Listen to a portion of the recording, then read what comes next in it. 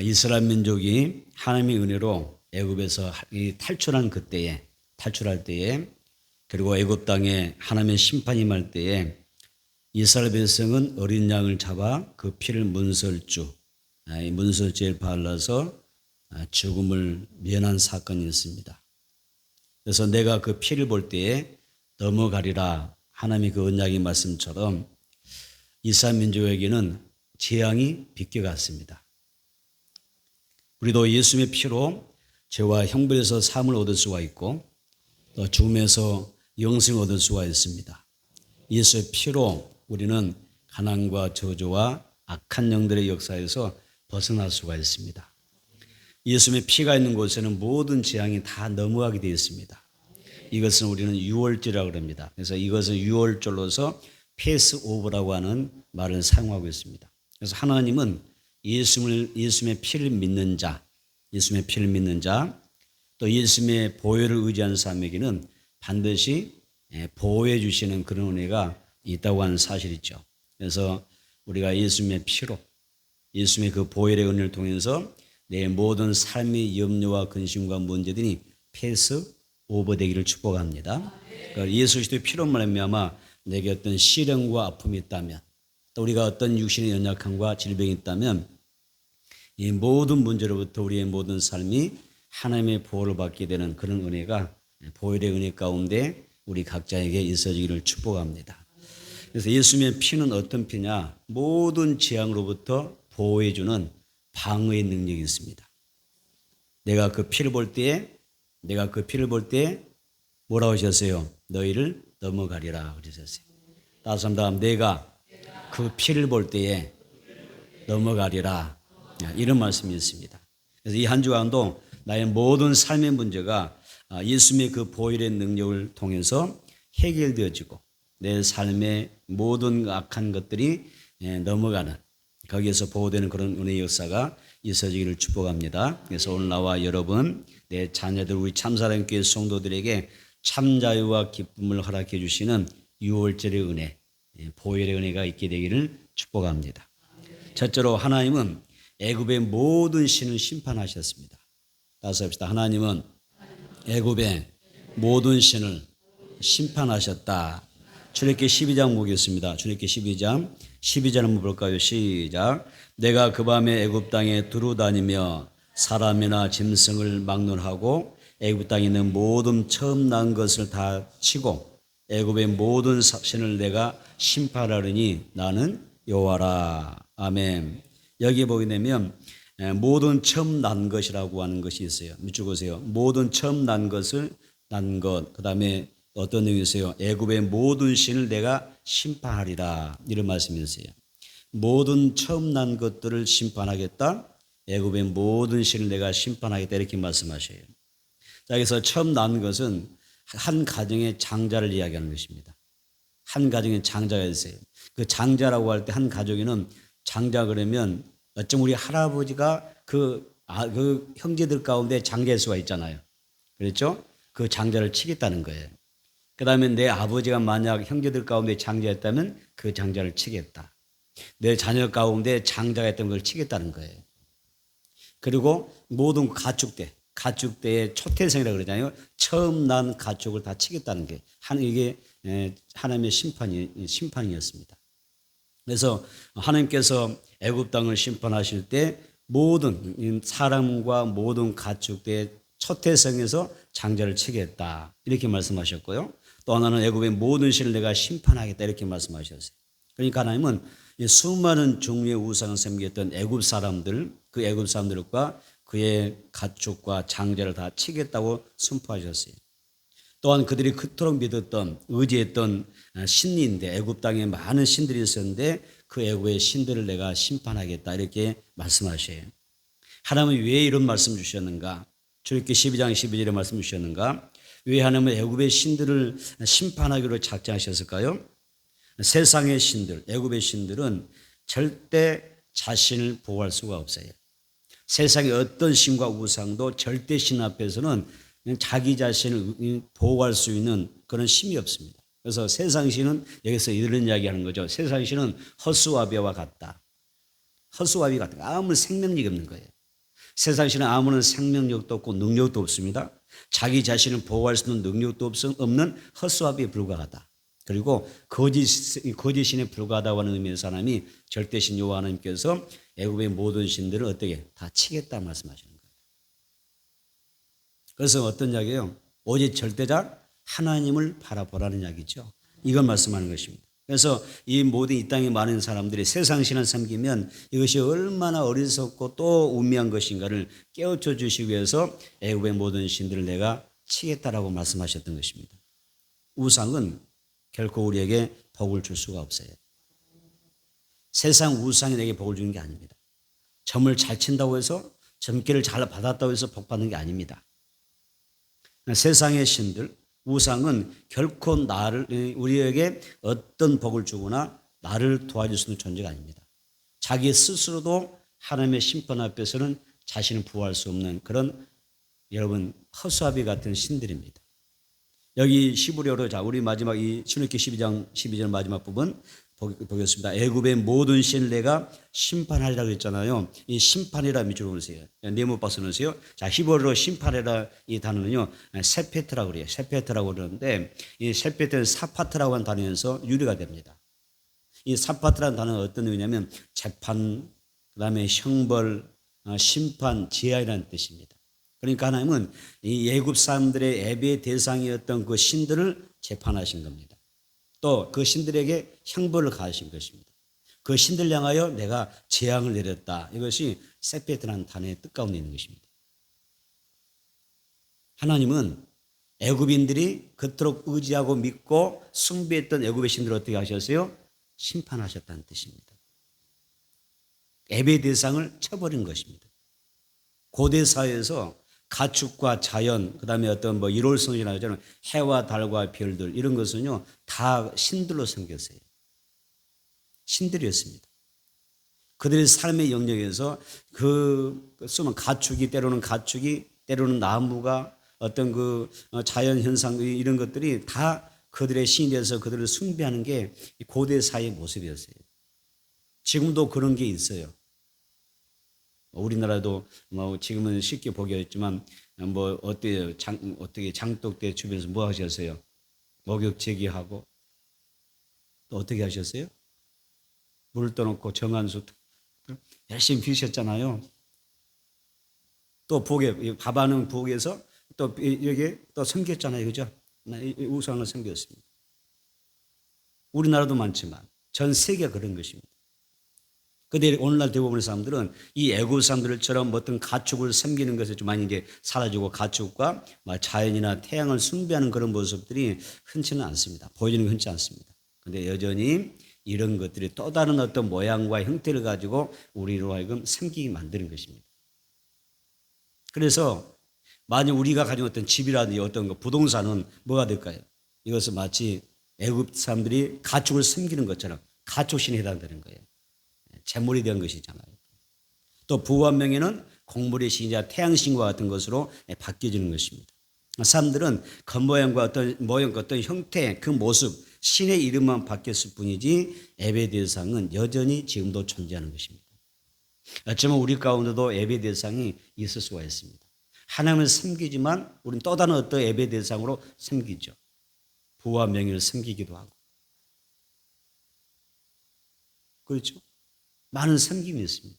그래서 하나님은 우리에게 정말 정결한 하나님의 자녀가 되어서 오직 하나님을 예배할 수 있는 그런 사람 되기를 바라시는 것입니다. 그래서 애굽의 모든 신들 하나님이 심판하신 것입니다.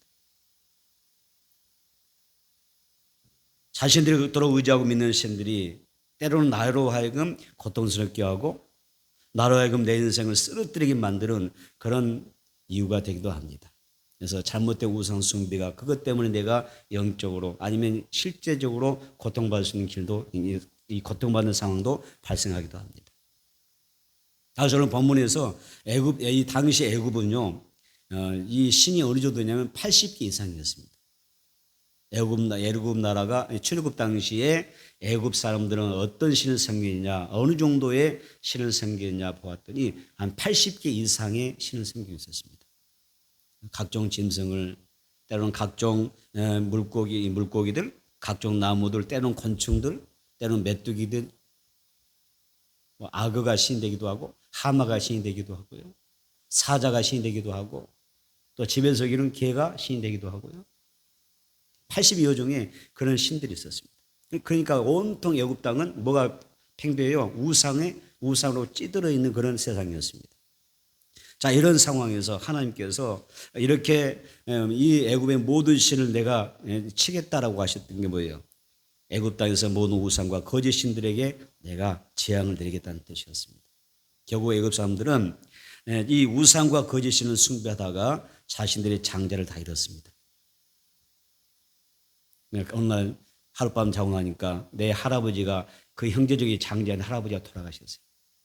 눈을 뜨고 봤더니 내 아버지가 그 집안에 형제들의 장자였거든요. 그 장자가 죽었어요. 그리고 눈을 뜨고 봤더니 내 자녀들 가운데 장자가 죽어나가는 거예요. 눈을 뜨고 봤더니 가축대 양이 무리에 가서 보니까 첫 대생이 다 죽어 있는 거예요. 얼마나 심각해요. 하나님의 심판이 그렇게 임하셨습니다. 그래서 여기에서 하나님이 말씀하는 그 메시지가 있습니다. 애굽 사람들이 너희가 그토록 믿었던 우상들, 너희가 그토록 의지했던 그 대상들이 결국 하나님의 심판 앞에서 어떻게 되더냐? 결국은 다 죽지 않더냐? 하나님 치시니까 어쩔 수 없이 다 무너지지 않더냐? 그래서 이런 가축들 보면서 애굽 사람들이 절망하고 좌절하고 그러니까 통곡하는 그런 울음바다 되잖아요. 그 각 집마다. 그때 하나님께서 어떤 말씀이냐면 나는 여호와라 이렇게 말씀하시죠. 나는 여호와라. 무슨 말씀이요? 오직 나만이 너희들에게 진정한 생명의 주권자가 되고 너희들에게 진정한 행복을 줄 수가 있고 너에게 진정한 복의 근원이 될 수 있다. 이 말씀하는 거예요. 헛된 우상 섬기지 말아라. 거짓신 섬기지 말아라. 그들은 자기 스스로도 책임질 수 없는 자기 자신도 보호할 수 없는 그런 존재에 불과하다. 오직 여호와 하나님만이 너를 보호할 수가 있고 내게 영원한 생명도 보장할 수 있다. 그래서 나는 여호와라 이렇게 말씀하셨죠. 나는 여호와라. 나는 스스로 존재하는 자다. 나는 스스로 존재할 있는 자일 뿐만 아니라 전능하신 하나님이라고 말씀하십니다. 이 선포가 오직 하나님만이 참되신 것을 강조하는 것입니다. 여러분 우리는 복의 근원 되신 하나님을 떠나서 살 수가 없어요. 차라리 물고기가 물을 떠나 살 수 있을지 몰라도 우리는 살 수가 없어요. 여러분 물고기가 물을 떠나 살 수 있나요? 불가능하죠. 단번에 죽죠. 자, 여기 이 비유를 바꿔서 완전히 물고기가 이런 기적이 있다 생각하자. 물고기가 물을 떠나 살 수 있는 기적이 있다 할지라도 이 인간은 사람은요 나를 창조하신 하나님을 떠나서는 살 수 없다는 거예요. 하나님 은혜 받지 않고 하나님의 구원을 우리가 힘입지 않고 어떻게 이 세상을 살아갈 수가 있으며 우리가 영원한 생명을 얻어서 저 천국에 들어갈 수 있겠는가? 불가능합니다. 있을 수가 없습니다. 하나님을 떠나서 우리가 영생할 수가 없어요. 하나님을 떠나서 우리가 영원한 천국에 들어갈 수가 없어요. 영원한 생명 얻을 수가 없어요. 우리는 하늘과 땅에 오직 한 분이신 전능하신 하나님, 그 하나님을 예배하며 살아야 될 줄을 믿습니다. 이게 복이라는 것입니다. 하나님을 예배하며 사는 게 복이다. 사람은요, 내가 하나님을 예를 들어서 내가 예수님 안 믿는다. 내가 하나님 앞에 나가서 예배 드리지 않는다 할지라도 여러분 그런 사람들은 어때요? 또 다른 어떤 신을 섬기고 있는 거예요. 하나님을 내가 믿지 않는다. 하나님을 섬기지 않는다라고 하는 그런 사람이라 할지라도 그 사람의 삶에 들어가서 보게 되면 영적인 내면에 들어가서 보게 되면 또 다른 신을 섬기고 있어요. 나는 신을 안 믿어요. 나는 하나님을 믿지 않아요. 나는 아무것도 안 믿고요. 나 자신을 믿어요. 그것도 하나의 신인 것이죠. 그런데 그 신은 나를 지켜주지 못해. 오직 온 우주 만물을 창조하신 우리 인간의 생사복의 주권자이신 하나님, 만복의 근원이신 하나님만이 여러분들을 도울 수가 있어요. 우리는 그 하나님을 예배해야 합니다. 그래서 우리 가족이, 나와 내 가족이 이 땅에서 정말 잘 되고 천국에 들어가서 영원히 살 수 있는 길이 뭐냐? 하나님을 예배하는 삶이 되는 것입니다. 두 번째는 우리가 살 길은 하나님을 믿고 예수님의 피를 의지하는 것입니다. 하나님을 믿고 예수님의 피를 의지하라. 이것이 사는 길입니다. 성경은 예수님의 피를 보혈이라고 그랬죠. 예수님의 피를 보혈이라고 그럽니다. 보혈은 말 그대로 보배로운 피란 뜻입니다. 본문은 양의 피를 문설주와 이 문 임방에 바라고 있습니다. 그래서 이 이스라엘 민족이 애굽에서 출애굽할 때에 양을 잡아서 그 양의 피를 가지고 집안의 그 문설주에 피를 발랐어요. 문인방에 발랐습니다. 자, 그랬는데 성경이 이렇게 말씀합니다. 양을 잡아서 그 피를 문설주와 문인방에 바르라. 그러면 내가 애굽 땅을 심판할 때 그 피가 보이면 어때요? 내가 그 피를 볼 때 너를 넘어가리라. 재앙에서 너를 건져주겠다는 거예요. 그렇다면 만약 피가 없으면 어떠돼요? 그 피를 볼 때 넘어가는데 그 피가 없으면 그대로 죽음의 사자가 그 집안에 쏙 들어와서 초대성과 장자를 다 죽였던 거예요. 굉장히 중요한 이야기입니다. 여러분, 그래서 이것은 어떤 내용이냐면 예수님의 피를 예표하는 것입니다. 예수님의 피를 상징하는 것입니다. 예수님이 십자에서 피를 흘려주심으로 우리의 모든 죄가 용서받는 것입니다. 그래서 찬송화에도 피에 대한 그런 노래가 많잖아요. 예수님의 보혈에 대한 노래가 많아요. 어떤 노래가 있어요? 예수님의 피를 볼 때, 예수님 내게 피를 의지할 때, 피를 믿을 때 어떻게 돼요? 예수님 나의 모든 죄를 용서하신 피, 나를 구원하시는 예수님의 피를 믿는 사람은 어때요? 하나님의 보호와 구원이 있잖아요. 근데 예수님의 피를, 보혈을 의지하지 않는 사람은요, 하나님의 재앙을 지금도 마찬가지로 벗어날 수가 없어요. 그래서 찬송가에는 예수님의 피에 대한 찬송가가 많아요. 주의 피로 이룬 샘물, 주의 피로 이룬 샘물. 또 뭐가 있어요? 피에 대한 예수님의 보혈에 대한 찬양이 많잖아요. 복음성가는 보혈을 지나 하나님 품으로. 또 어떤 내용이 있어요? 예수 십자가에 흘린 피로서, 예수 십자가에 흘린 피로서 그들은 씻겨 있느냐, 이런 찬송가 있고요. 예수로 나의 구주 삼고 성령과 피로서 거듭나니, 이런 찬송가 있죠. 그래서 우리는 늘 그 예수님의 그 피에 대한 보혈의 공로를 이야기하고 찬양하고 노래하고 있습니다. 사실 악한 영이 역사하는 이 세상에서, 강한 세상에서 내 가정과 나의 삶을 보호하는 것은요, 보혈의 찬양입니다. 내가 그 피를 볼 때 넘어가는 겁니다. 하나님의 심판도 넘어가잖아요. 그렇죠? 예수님의 보혈을 찬양하는 곳에 악한 영이 틈탈 수 있어요? 없어요. 가난도 질고도 저주도 사망도 악한 영의 역사에 틈탈 수가 없어요. 하나님도 예수님의 보혈을 찬양하면 그 사람을 보호해줘요. 그거를 구원의 인줄 믿습니다. 그건 마귀도 틈탈 수가 없어요. 만약 내 삶이 지금 공고하고 근심이 많고 고통이 있고 염려가 있고 여러 가지 숱한 그 괴로움의 문제가 있다면 뭘 잘하셔야 돼요? 예수님의 피를 이야기하는 것입니다. 찬양해야 되죠. 내가 그 피를 볼 때 넘어가리니 재앙이 틈탈 수가 없다. 예수님의 보혈을 이야기할 때 사탄도 내게 침묵할 수 없어요. 도전할 수가 없어요. 그래서 늘 우리는 뭐가 있냐면 예수님의 피, 예수님의 보혈에 대한 찬양을 끊임없이 불러야 돼요. 여러분, 괴롭습니까? 괴로운 일 있으세요? 열심히 예수님의 보혈을 찬양하세요. 할렐루야. 괴로운 일 있으면 보혈을 찬양해야 됩니다. 다 흑암이 따라갈 줄은 믿습니다. 출애굽기 12장 13절입니다. 출애굽기 12장 13절 한번 보겠습니다. 13절 시작. 내가 애굽 땅을 칠 때에 그 피가 너희가 사는 집에 있어서 너희를 위하여 표적이 될지라. 내가 그 피를 볼 때에 너희를 넘어가리니 재앙이 너희에게 내려 멸하지 아니하리라. 이것은 상당히 복음적인 말씀입니다. 그래서 여러분, 여기 보면 그 피가 너희가 사는 집에 있어서, 이 피는 구약신 어린 양이잖아요. 그 어린 양은 신약 시대의 예수님의 보혈을 상징하는 거예요. 예표하는 것입니다. 그래서 어린 양을 잡아서 너희 문인방과 문소지에 발라 그 피를 볼 때 내가 넘어가리라. 재앙이 너희 집에 틈타지 못하는 이 말씀이거든요. 이게 신약에는 예수 그 시대의 보혈을 이야기하는 거예요. 굉장히 중요한 거예요. 그래서 오늘 우리에게 있어서는 예수님의 피가 중요한 것입니다.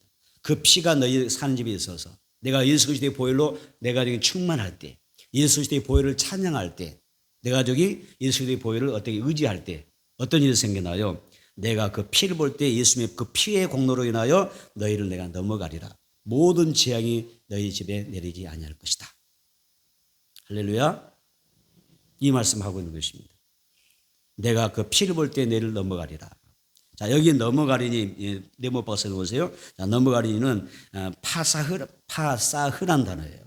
파사흐란 단어인데 이 뜻이 뭐냐면 지나가다, 또 넘어가다, 통과하다, 지나가다, 넘어가다, 통과하다, 뛰어넘다, 인정을 베풀다 이런 뜻이에요.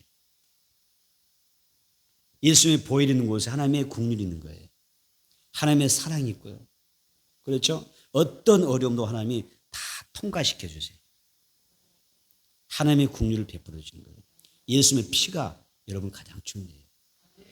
그 피가 마음속에 뭐라요? 큰 증거됩니다. 따라서 봅시다. 그 피가 내 마음속에 큰 증거됩니다. 이게 확신이고 믿음이에요. 예수님의 피가 나의 증거입니다. 내게 확신을 주는 것입니다. 예수님의 보배로운 피가 있는 곳에 모든 재앙이 어떻게 돼요? 다 비껴가는 거예요. 다 통과되는 거예요. 하나님의 은혜와 국률이 있는 것입니다. 하나님은 겸손한 자를 사랑하십니다. 순종한 사람에게 복을 주십니다. 또한 예수님의 보혈을 믿고 의지한 사람을 하나님이 철저하게 보여주십니다. 어떤 재앙도 틈타지 않을 것입니다. 그리고 우리에게 평안을 주실 것입니다. 나와 내 집 우리의 이웃이 하나님을 경외하며 보혈의 은혜를 누리게 되기를 축복합니다. 창세기 9장 4절 보니까 피는 생명이라 그랬습니다. 다시 합니다. 피는 생명이다. 자, 물고기도 보세요. 동물도 보세요. 사람도 마찬가지예요. 피 없으면 어떻게 돼요? 단번에 죽어요. 동물도 피를 다 쏘면 죽어요. 물고기도 피 빼면 다 죽어요. 우리 사람도 마찬가지예요. 그래서 응급 환자에게 가장 절실한 게 뭐예요? 당장 급한 게 뭐예요? 피잖아요. 피. 수혈해 줘야 되거든요. 피가 없으면 다 죽는 거예요. 아무리 건강한 사람도 죽는 거예요. 그래서 성경에는 피는 생명이라고 그랬어요. 예수님이 우리를 위해서 십자에서 못 박히시고 피 흘리셨던 게 뭐냐면 그건 생명을 뜻하는 거거든요. 내가 죽음으로 인하여 너에게 생명을 줄게 이 말이거든요. 그래서 예수님의 피, 그 생명의 피는 죄로 인해서 죽을 수밖에 없는 우리에게 생명을 살리는 능력으로서 예수님이 십자가에 못 박혀 주셔서 피를 다 쏟고 죽으셨다 이렇게 이야기하거든요. 본문의 어린 양의 피는요, 그 집에 거하는 온 가족을 위해서 주신 예수님의 보혈을 예표하는 것이고 뜻하는 것입니다. 그래서 예수님의 보혈로 우리가 구원받을 때 그것을 대속의 은혜라 이렇게 이야기합니다. 대속의 은혜. 예수님이 대신 나를 위해서 주시고 대신 내게 예수님의 피를 흘리셔서 어떻게 우리에게 생명을 주셨다. 대속의 은혜입니다. 예수님은 나와 내 가족을 위해서 피 흘려 죽으신 줄을 믿습니다. 예수님 십자가 죽은 사건은요, 피 흘리신 것을 이야기하는 거예요. 피 흘려 죽으신 사건을 이야기하는 것입니다. 이 사실을 우리가 믿고 우리의 온 가족이 예수님의 피를 통해서 죽음에서 생명으로 건진받을 수 있는 그 은혜가 있게 되기를 축복합니다. 어느 날 마틴 루터라는 사람이 있어요. 종교개혁자 마틴 루터가 꿈을 꾸었어요. 꿈을 꿨는데 시험하는 자가 나타나는 거예요. 다가와서 꿈꾼 마틴 루터에게 보여주는 거죠. 너 어릴 때부터 성장할 때, 그 어린 아이일 때부터 성장하는 과정을 싹 기록된 책을 갖다가 펼치면서 보여주는 거예요. 딱 보여주는 것입니다. 여기 보니까 마틴 루터의 그 죄가 다 낱낱이 죄가 기록되어 있습니다. 이런 내용을 딱 보고 보여주고 있는데 그때 사탄이 옆에 딱 나타나면서 하는 이야기가, 자, 이거 정말 사실이냐? 너 이렇게 많은 죄를 졌어? 이 기록에, 이 책에 이렇게 너의 죄가 많이 기록되는데 너 정말 이거 사실이야? 너 죄를 이렇게 많이 졌어? 라고 묻는 거, 사탄이 물었어요.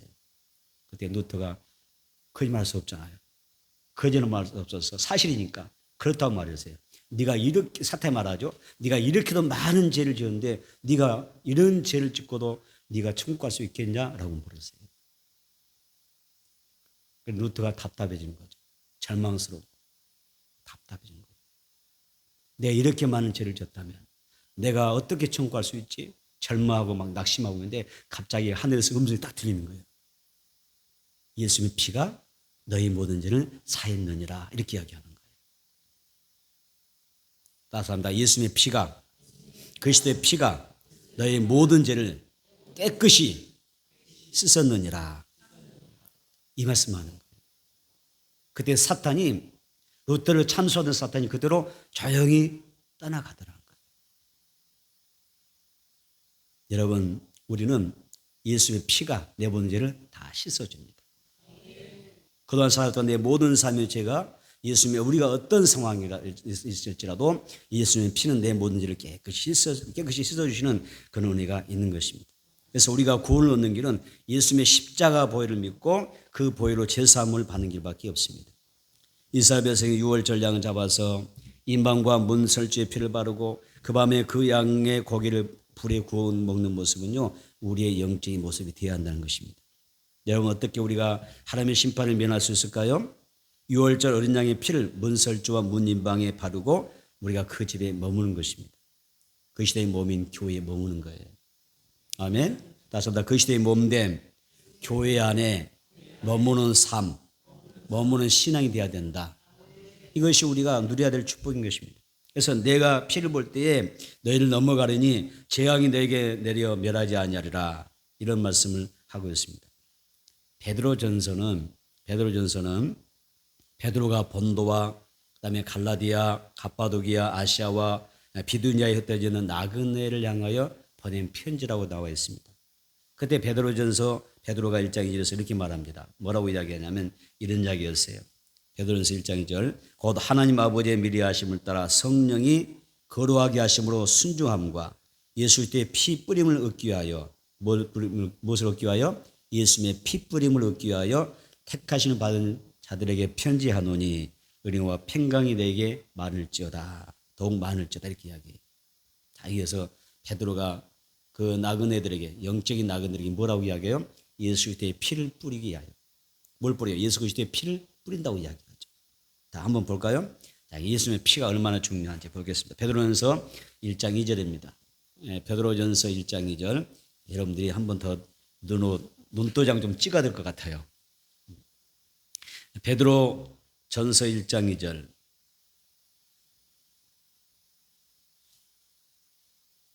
베드로전서 1장 2절 읽습니다. 시작. 곧 하나님 아버지의 미리 하심을 따라 성령이 거룩하게 하심으로 순주함과 예수 그리스도의 피 뿌림을 얻기 위하여 택하심을 받은 자들에게 편지하노니 은혜와 평강이 너에게 더욱 많을지어다. 몇 줄 보세요. 예수 그리스도의 피 뿌림을 얻기 위하여. 이게 굉장히 중요한 이야기거든요. 예수님의 피 뿌림을 얻기 위하여. 날마다 예수 그리스도의 피 뿌림이 있기를 축복합니다. 내 삶에 예수님의 피가 뿌려지기를 바랍니다. 내 산업에 뿌려지기를 바랍니다. 내 직장에도 뿌려지기를 바랍니다. 내 자녀도 예수의 피가 뿌려져야 돼요. 그래야 살아요. 그래서 베드로는 이 아주 소중한 이야기를 하는 거예요. 예수의 피 뿌림을 얻기 위하여. 굉장히 중요하게 여기는 것입니다. 그래서 예수님의 보혈의 공로를 우리가 받아야 되죠. 여러분, 누가 예수를 믿을까요? 어떤 사람이 예수를 믿을 수 있을까요? 하나님이 택하신 자들이 예수를 믿는 거예요. 그리고 그 피를 문설주와 임방에 바른다고 하는 것은 예수님을 내가 나의 구주로 영접하고 믿는 것을 뜻하는 거예요. 예수님은 모든 사람을 위해서 피 흘리셨지만은 그 피를 믿는 사람만 뿌림을 받는 거예요. 다시 한번, 예수님은 모든 사람을 위하여 피 흘려 죽으셨지만 믿는 자에게만 예수님의 피 뿌림이 있다. 그래서 구원 받는 거예요. 믿지 않으면 그 사람에게 그 피의 공로가 가지를 않아요. 그래서 누군지 예수를 구주로 영접하고 하나님 앞에 나아가게 되면 십자가의 보혈이 우리의 심령의 문슬질을 적시고 그 피로 재용서함 받게 되고 예수님의 피로 구원받게 되고 예수님의 피로 하나님의 자녀가 되는 거예요. 그 피가 뿌려짐으로 나의 과거의 죄와 현재의 죄와 미래의 죄가 용서받고 성결하게 되는 것입니다. 예수님의 보혈을 상징하는 어린 양의 피가 내게 발라지지, 보세요. 자, 애굽 땅에 예수님의 보혈을 상징했던 어린 양의 피가 있었잖아요. 근데 애굽 땅에 애굽 가정들에게 예수님의 피가 발라졌어요, 안 발라졌어요? 어린 양의 피가 안 발라졌잖아요. 그랬더니 어떻게 되던가요? 어린 양의 피가 발라지면 모든 재앙이 다 넘어가잖아요. 패스 오버가 되는데 피가 발라지면 그대로 죽음의 천사가 그 집안에 쏙 들어가요. 그래서 어떻게 됐어요? 그 집안 모든 장자가 죽었어요. 가축의 초태생이 다 죽었어요. 그러니까 인명피해도 났지만 재산도 쫄딱 망했던 거예요. 그렇죠? 가축의 초태생이 얼마나 많이 죽겠어요. 뭐 두세 마리, 뭐 대여섯 마리 기르는 집에 초태생 죽으면 몇 마리나 될까 싶지만은, 그렇죠? 이 가축을 키워서 가축으로 거기를 살아가는 목축업을 하는 사람들이잖아요. 그런데 한 마리 무리가 수백 수천 마리 있을 때 초대생이 죽었다고 한번 생각해보세요. 어마어마하게 죽어 나가는 것 같아요. 얼마나 많은 재물의 손실이 있을까요? 그러니까 엄청난 하나님의 심판을 이야기했던 것입니다. 여러분, 우리 하나님 앞에서 잘 생각하셔야 됩니다. 애굽의 전 가정은 장자가 죽고 나는 초상집이 되었습니다. 하나님은 나와 내 가족을 구원하시기 위해서 독생자 예수님을 이 세상에 보내주셨습니다. 예수님은 우리의 모든 죄와 허물을 친히 담당하시고 또 십자가에 피 흘려 죽으셨습니다. 또한 사망 권세에 이기시고 무덤에서 부활하셨고 우리에게 보혜사 성령이 오셨습니다. 우리가 마음으로 믿어서 복음을 듣게 되면 우리가 예수님을 영접하는 권위가 임하게 되죠. 그리고 예수님을 영접하고 나서 구원의 기쁨과 감격을 누리게 됩니다. 우리는 하나님의 자녀요. 우리는 하나님 우리의 뭐가 되시죠? 아버지가 되시죠. 예. 예수님의 피의 은혜가 누려져야 됩니다. 다시 한번 하나님을 믿고 예수님의 피를 의지할 때 영원히 살 수 있다. 예. 이걸 계획해야 되고요. 자, 세 번째는 보혈의 능력으로 참 자유와 해방을 누려야 된다. 다시 합시다. 보혈의 능력으로 참 자유와 해방을 누리자. 아멘. 오늘 말씀 너무 우리에게 소망적이죠. 내가 그 피를 볼 때 모든 재앙이 넘어간다고 그러잖아요. 패스 오버 시켜주겠다. 내가 내게 구원의 은혜를 주겠다. 이렇게 말씀하시잖아요. 너무 소중한 말씀이죠. 예수님의 피로 정말 나를 묶고 있는 이 흑암의 약한 역사들이 결박이 풀어지기를 축복합니다. 또 하나님께서 나를 사망에서 생명으로 옮겨주시는 어둠에서 빛으로 인도해주시는 그런 은혜의 역사가 있어지기를 축복합니다. 하나님이 예수 그리스도의 피로 말미암아 나를 가난에서 벗어나게 하시고 부유하게 하시고 질병에서 건강과 생명을 더해주시는 장수한 은혜를 허락해 주시기를 축복합니다. 이제 내 심령과 내 가정과 우리 교회에 예수님의 피가 발라지기를 축복합니다. 그래서 보혈로 덮어지는 은혜가 있어야 됩니다. 문설주와 인방의 어린 양의 피, 또 믿음으로 예수의 피를 뿌리며 선포해야 됩니다. 예수님의 그 피가 나를 향한 하나님의 진노를 멈추게 하시고 예수님의 피가 모든 사탄의 악한 영으로부터 재앙이 여러분 넘어가게 되는 것입니다. 우리의 이름이 하나님 나라 생명책에 기록된 줄로 믿습니다. 이제 나의 이름이 어떻게 우리가 무슨 기도해야 돼요? 나의 이름이 생명책에 기록되어졌는데 이 생명책에서 나의 이름이 어떻게 돼야 되죠? 지워지지 않도록 기도해야 됩니다. 주여 주 예수의 보혈의 능력으로 세상이 이른 그 보혈의 능력으로 내가 살아가길 원합니다. 내 이름이 생명책에 기록되어졌는데 생명책에서 내 이름이 지워지지 않도록 도와주옵소서. 깨어 있어야 되고 깨어 기도해야 되고 열심히 품고 부지런하여 주님을 섬겨야 되죠. 그리고 하나님의 영광에서 살아가야 될 줄 믿습니다. 예수님의 보혈에는 죄사함의 능력이 있습니다. 또 사탄이 그 어떤 공격도 물리칠 수 있는 능력이 있습니다. 우리의 심령의 내 마음의 문설주와 인방과 또 가정의 십자가의 보혈을 덮고 보혈의 능력을 경험하는 그런 한 주, 또 한 해가 되기를 축복합니다. 끊임없이 예수님의 피를 우리 가운데 적셔야 되고 예수님의 보혈을 찬양해야 됩니다. 예수님의 보혈은 예수님의 생명이기 때문입니다. 사람뿐만 아니라 모든 소멸에도 어린 양의 피가 뿌려져야 됩니다. 믿음은 선포돼야 됩니다. 그래서 내 가정에도 나의 산업과 직장에도 또 내 어떤 꿈과 어떤 그 비전에도 내 기도 제목 가운데도 십자가의 보혈이 덮여져야 됩니다. 그러면 뭐 어떤 일이 생겨요? 다 넘어가요. 하나님의 엄들을 지킬 줄 믿습니다. 아멘. 내 삶도 모든 것 다 보존의 의미가 있어요. 내가 그 피를 볼 때에 넘어가려니 재앙이 틈타지 않습니다. 지금도 주의 보혈이 흐른 줄로 믿습니다. 이 보혈의 능력을 여러분들 충만히 받게 되기를 축복합니다. 다시 한번 보겠습니다. 출애굽기 12장 12절.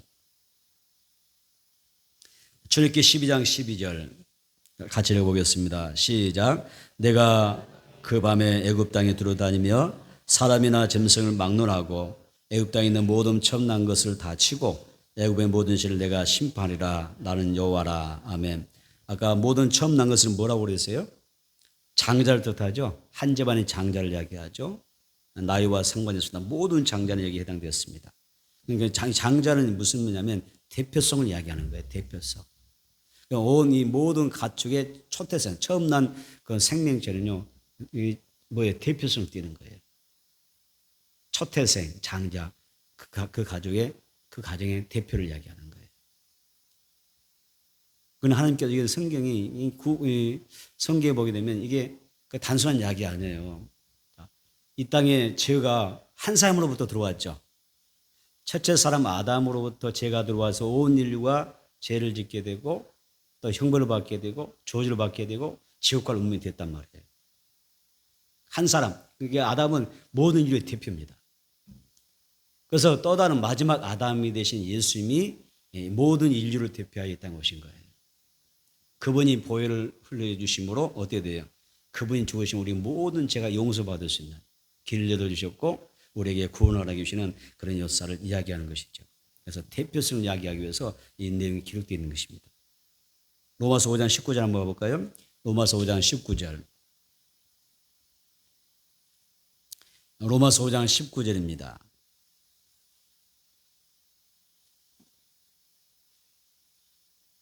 읽어보겠습니다. 로마서 5장 19절 시작. 그런즉 한 범죄로 많은 사람이 정죄에 이른 것 같이 한 의로운 행위로 말미암아 많은 사람이 의롭다 하심을 받아 생명에 이르느니라. 두 사람의 이야기 나오잖아요. 그래서 로마 5장 19절 첫 번째 한 범죄란 무슨 말이냐면 첫째 사람 아담이 하나님 앞에 지은 죄를 이야기하죠. 한 범죄라. 그 다음에 또 중간에 보니까 한 의로운 행위가 나왔어요. 한 의로운 행위로 말미암아 이게 무슨 말이냐면 예수님의 십자가의 죽음을 이야기하는 거예요.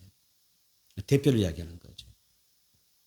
인류를 대표하는 아담의 죄로 인해서 모든 인류가 죽어서 이제 지옥불에 들어갈 수밖에 없었다. 하지만은 예수님의 십자가에서 인류의 모든 죄를 대속해 주심으로 그를 믿는 사람은 다 용서받고 생명코 구원받을 수 있는 길을 활짝 열어주셨다. 그 이야기를 말씀하고 있는 것입니다. 우리 이 시대에 수많은 재앙으로부터 보호를 받아야 됩니다. 그럼 어떻게 보호를 받을 수 있을까요? 지금 각종 매스컴 보세요. 전쟁과 죽음의 이야기가 온 지구처럼 가득 차 있잖아요. 그렇죠? 죽음이 있어요. 전쟁과 죽음, 지진과 기근과 그렇죠? 홍수라든지 질병이라든지 어떤 기후변화로 인해서 수많은 재앙이 있고 또 앞으로도 수많은 재앙이 예고되어 있습니다. 그래서 우리가 정작 이런 수많은 재앙들이 우리 앞에 나타났을 때, 생겨났을 때 우리가 하나님의 보호를 받을 수 있는 길이 있어야 되지 않겠어요? 그래서 매스컴들이 이런 수많은 앞으로의 재앙들을 전해주는데 그들은 어때요? 이런 그 재앙을 이야기해 주는데 피할 수 있는 방법은 제시하지 못하는 거거든요. 그런데 우리가 보통 그 매스컴은 어떤 이야기냐면 이런 재앙을 이야기하면서 야, 이러다가 정말 큰일 나겠다. 이러다 정말 우리 인류에게 정말 어려움이 크겠다. 수많은 사람이 앞으로 죽게 될 것이다. 이런 재앙 이야기하지만 더 이상 말을 하지 못하잖아요. 어떻게 하면 되겠다는 말을 못하잖아요. 그래서 정말 이 세상 암울하고 절망적인 세상이 되고 있습니다. 그런데 이런 재앙에 대해서 성경은 많이 예언되어 있습니다. 마태복음 24장 7절로 8절에 뭐라고 이야기했을까요? 마태복음 24장 7절로 8절을 보니까 앞으로 이 땅에 일어나게 될 많은 재앙들을 이야기하죠. 뭐라고 이야기했어요? 민족이 민족을 친다는 거예요. 나라가 나라를 대적하여 일어나겠다. 전쟁이 많아질 것입니다. 곳곳에 기근과 지진이 있으리니 이 모든 것은 재난의 시작이라 이렇게 말씀하십니다. 앞으로 될 일들입니다. 베드로후서 3장 7절에 이렇게 이야기합니다. 이제 하늘과 땅은 그 동일한 말씀으로 불사르기 위하여 보호하신 바 되어 경건하지 아니한 사람들의 심판과 멸망의 날까지 보존하여 두신 것이니라. 이런 말씀이었습니다. 세상은 앞으로 많은 재앙이 있습니다. 이 재앙에서 우리가 어떻게 하면 하나님의 보호 아래에서 경건한 삶을 살아가며 하나님을 영화롭게 하고 하나님을 기쁘게 하는 그런 복된 증거로 살아갈 수 있겠는가? 성경은 오늘 말씀 가운데 제시하고 있는 것입니다. 말씀을 정리하겠습니다. 하나님은 애굽을 심판하실 때 뭐 하셨어요? 그 피를 볼 때 그냥 넘어가겠다는 것이었습니다. 피가 없으면 심판인 것이고 피가 있으면 어때요? 하나님의 보호를 받는다는 의미였습니다. 그랬죠? 그랬죠? 자, 이스라엘 백성은 어린 양을 잡아 그 피를 문설주와 인방에 바르고 하나님의 그 말씀대로 그 고기는 불에 구워 먹으면서 그 피를 의지했습니다. 하나님의 애굽 땅을 치실 때 유월절을 지키는 사람들은 어린 양의 피가 표적이 되어서 재앙이 다 넘어갔습니다. 패스오버가 됐습니다. 참 놀라운 것입니다. 한 지역인데, 한 나라 속에서, 한 지역이고 한 나라인데 어떤 사람은, 어떤 가족은 하나님의 보호가 임합니다. 그렇죠? 이 같은 이웃집인데 이 집은 하나님의 보호를 받고 저 집만 가도 하나님의 심판을 받았습니다. 놀랍지 않습니까? 여러분, 그게 쉬운 일, 우연히 되는 것도 아니잖아요. 그래서 자, 유월절을 지킨 사람들은 하나님의 보호 아래 살아갔고, 유월절 지킨 모든 사람은 하나님의 심판을 다 받았어요. 그 심판의 밤에 피가 없는 가정에는 생축에 점난 것과 장자가 죽임 당하는 그런 재앙이 있었습니다. 애곡과 정말 비통의 울음소리가 온 밤에 이게 울렸습니다. 그런데 그런 가운데도 어떤 가정은 고요하고 평안하고 은혜 안에서 정말 그 자유를 누리고 있습니다. 이것이 무슨 차이인지 아세요? 유월절을 지킨 집과 유월절을 지키지 않는 집과의 차이였습니다. 자, 출애굽기 한번 보겠습니다. 출애굽기 12장 27절입니다.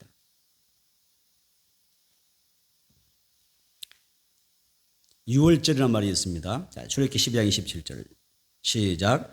이는 여호와의 유월절 제사라. 여호와께서 애굽 사람에게 재앙을 내리실 때에 애굽에 있는 이스라엘 자손의 집을 넘으사 우리의 집을 구원하셨느니라. 아멘. 자, 여기서 유월절 제사님이 주놓으세요. 하나님의 심판의 재앙이 넘어간다고 해서 여러분 넘을 유자입니다. 그렇죠? 한자로 보면 넘을 유자에 건너월입니다. 넘을 유 건너월. 유월. 넘을 유 건너월. 유월절이라고 그러죠. 그래서 유월절 하나님께서 제정해 주셨습니다. 유월절 제사를 내리는 것에서 영원히 지켜야 된다. 이 이야기는 뭐냐면 이것이 그대로 하나님이 너에게 정해진 규례다 그러죠. 영원히 지켜야 될 규례라는 이야기는 무슨 말이냐면 이것을 그대로 시행한다는 뜻이잖아요. 그렇죠. 영원히, 자, 오늘 본문에서 우리 그 본문에 보면, 본문에서 그 다음 절에 보게 되면 뭐였냐면 영원히 지켜야 될 유월절을 이야기하고 있거든요. 그대로 적용된 날입니다. 그래서 여러분 정리합니다. 자, 이스라엘 백성은 하나님의 명령을 따라서 유월절 지킴으로 재앙을 피할 수가 있었습니다. 그래서 유월절은 하나님의 백성이 대대로 지켜야 될 규례라 이렇게 말씀하십니다. 예수로 충만해야 됩니다. 예수님의 피를 발라야 됩니다. 예수님의 보혈이 내 가정을 덮어야 됩니다. 우리 교회도 보혈이 덮여야 됩니다. 나의 산업, 나의 직장, 자녀들 예수의 보혈로 덮어야 됩니다. 그러면 어떤 일이 생길까요? 내가 그 피를 볼 때에 넘어가려니 그 가정에 재앙이 임하지 않을 것이다. 예수의 보혈을 의지하고 믿음으로 여러분 날마다 구원을 선포하십시오. 그러면 삶의 치유와 회복을 얻게 될 것이고 또 번영과 기적을 날마다 경험하는 그런 축복의 중공이 될 줄을 믿습니다.